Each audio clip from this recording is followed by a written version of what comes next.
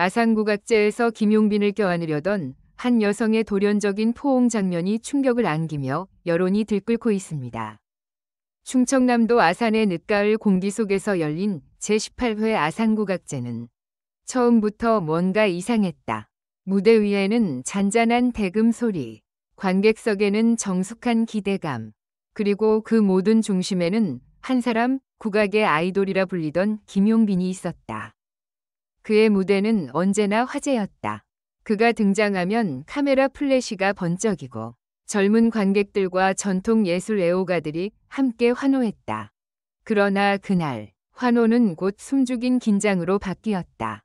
전날 밤 익명의 SNS 계정이 한 문장을 올렸기 때문이다. 내일 모든 진실이 무대 위에서 드러난다. 누구도 그 문장의 의미를 몰랐다. 주최 측은 장난이라 치부했고 보안팀은 관객 통제선을 평소보다 2배 넓혔다. 그러나 아무도 예상하지 못했다. 그 진실이 바로 사람의 품 안에서 터질 줄은. 1. 돌진. 공연 시작 20분 후 진도아리랑 위 절정 부분. 김용빈이 장단에 맞춰 춤사위를 보이던 순간 관객석 맨 뒷줄에서 흰색 코트를 입은 중년 여성이 자리에서 일어났다. 그녀는 무언가에 홀린 듯 천천히 그러나 망설임 없이 통로를 걸어 나왔다. 주변 관객이 속삭였다. 저 사람 뭐 하는 거야? 스태프인가? 그녀는 무대 앞 계단에 이르러 보안요원의 제지를 뿌리치더니 단숨에 올라가 김용빈에게 달려들었다. 그리고 모두가 보는 앞에서 그를 껴안았다. 2. 정적. 조명이 흔들렸다. 마이크는 땅에 떨어져 귀를 찢는 피드백음을 냈고 관객석에서는 깍 하는 비명이 터졌다. 그런데 이상하게도 김용빈은 그녀를 밀쳐내지 않았다. 그의 눈은 커다래졌고 입술이 떨렸다. 잠시 후 그는 믿을 수 없다는 듯 속삭였다. 윤희 씨? 그 이름은 아산 문화계 전체를 뒤흔든 하나의 신호탄이었다. 윤희, 바로 8년 전 실종된 전 국악무용가이자 한때 김용빈의 스승이었던 인물. 3. 기억의 귀환. 보안요원이 여성을 떼어내려 하자 그녀는 오히려 더 세게 그를 끌어안으며 외쳤다. 이제야 기억났어요? 내가 누군지? 나를 버리고 떠났던 그 무대 위에서 당신은 아무 일 없었다는 듯 노래했지.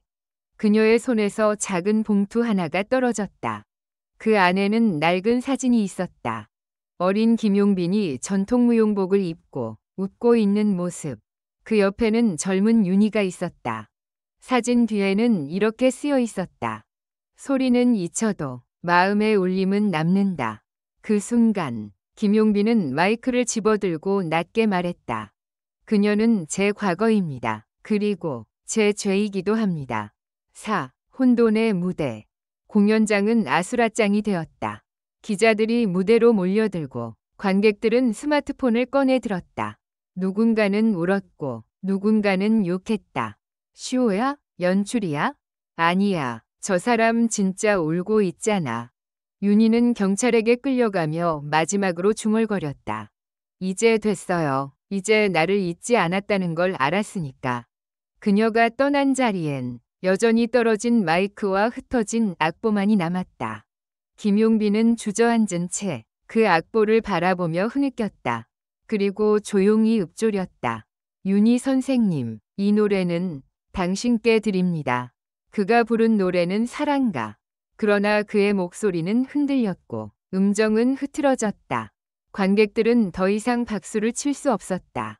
5. 여론의 폭발. 그 장면은 불과 몇 시간 만에 전 국민의 눈앞에 퍼졌다. SNS에는 샵 아산국악제 밑줄 포옹 사건 샵 윤희 밑줄 생존 샵 김용빈 밑줄 스승 논란 해시태그가 쏟아졌다. 유튜브에는 실시간 국악제 충격 영상이라는 제목의 영상이 조회수 1.000만을 넘겼다. 언론은 다음 날 이렇게 보도했다. 정신 이상 팬의 돌발 행동인가? 국악계의 금단의 사제 관계? 8년 전 실종 사건의 비밀. 그중 하나의 방송사는 경찰 브리핑을 통해 놀라운 사실을 전했다. 윤희는 실종된 그 인물 본인이 맞았다. 그녀는 지난 8년 동안 전라북도 한 사찰에서 은둔하며 살고 있었고 최근 들어 정화의 공연이라 불리는 종교적 의식을 준비하고 있었다는 것이다. 6. 숨겨진 음성. 이틀 뒤 한 기자가 윤희의 소지품에서 발견된 USB 녹음 파일을 공개했다. 낡은 목소리가 흘러나왔다. 이건 우리의 마지막 약속이야. 무대 위에서 다시 만나자고 했잖아.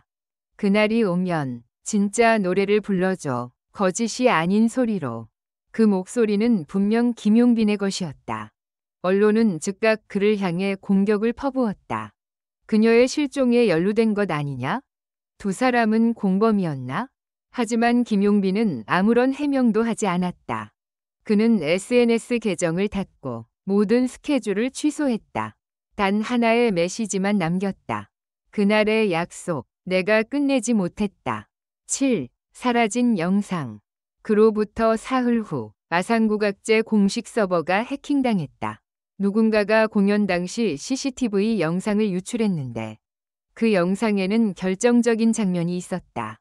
윤희가 무대에 오르기 직전 김용빈이 백스테이지에서 그녀를 잠시 마주보며 고개를 끄덕이는 모습. 마치 이미 모든 걸 알고 있었다는 듯한 표정이었다. 이 장면이 공개되자 여론은 다시 한번 폭발했다. 짜고 친 거였어. 퍼포먼스였다고? 그럼 왜 그렇게 울었지? 둘 다 연기자야. 아니면 진짜였거나.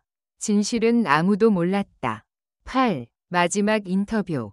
열흘 뒤 김용빈은 마침내 카메라 앞에 섰다. 그는 수척해진 얼굴로 기자회견장을 가득 메운 카메라를 바라보며 입을 열었다. 그녀는 저의 스승이자 저의 그림자였습니다. 8년 전 저는 명예를 위해 진실을 묻었습니다. 하지만 그 진실은 결국 저를 찾아왔습니다. 기자들이 몰려들었다. 그럼 윤희 씨의 실종에 당신이 관련이 있습니까? 그는 잠시 침묵하더니 단 한마디를 남겼다. 그녀는 사라진 게 아니라 제가 숨긴 겁니다. 순간 장내는 얼어붙었다.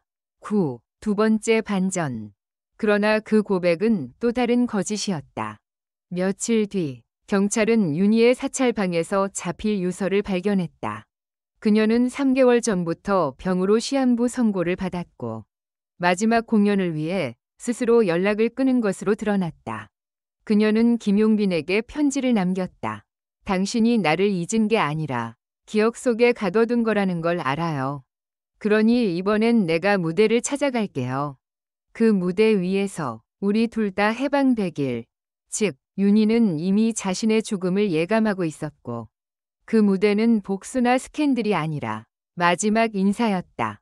10. 그리고 그날 밤 아산국악제 사건 이후 김용빈은 국악계를 떠났다. 그는 언론의 눈을 피해 한적한 절로 향했고 그곳에서 윤희 추모 음악회를 조용히 열었다. 공연이 끝난 뒤 사람들은 조용히 퇴장했다. 그러나 누군가 뒤늦게 찍은 사진 속에서 무대 뒤편에 흰 코트를 입은 여성의 실루엣이 보였다고 한다.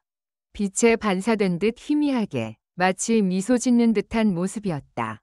그 사진이 조작된 것인지 혹은 진짜 그녀의 마지막 흔적인지는 아직도 아무도 모른다.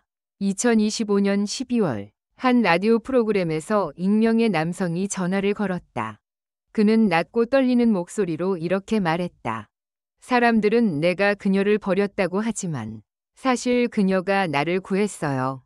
나는 이제야 알았어요. 무대는 박수가 아니라 용서를 위한 곳이라는 걸. DJ가 물었다. 혹시 이름을 여쭤봐도 될까요? 남자는 잠시 침묵하다가 말했다. 용빈입니다. 그리고 전화는 끊겼다. 그날 밤 방송국 앞에는 한 송이의 국화가 놓여 있었다. 그 꽃잎 위에는 윤희의 필체로 쓰인 글귀 하나가 있었다. 사람은 소리를 잊을 수 있지만 마음의 울림은 잊을 수 없다.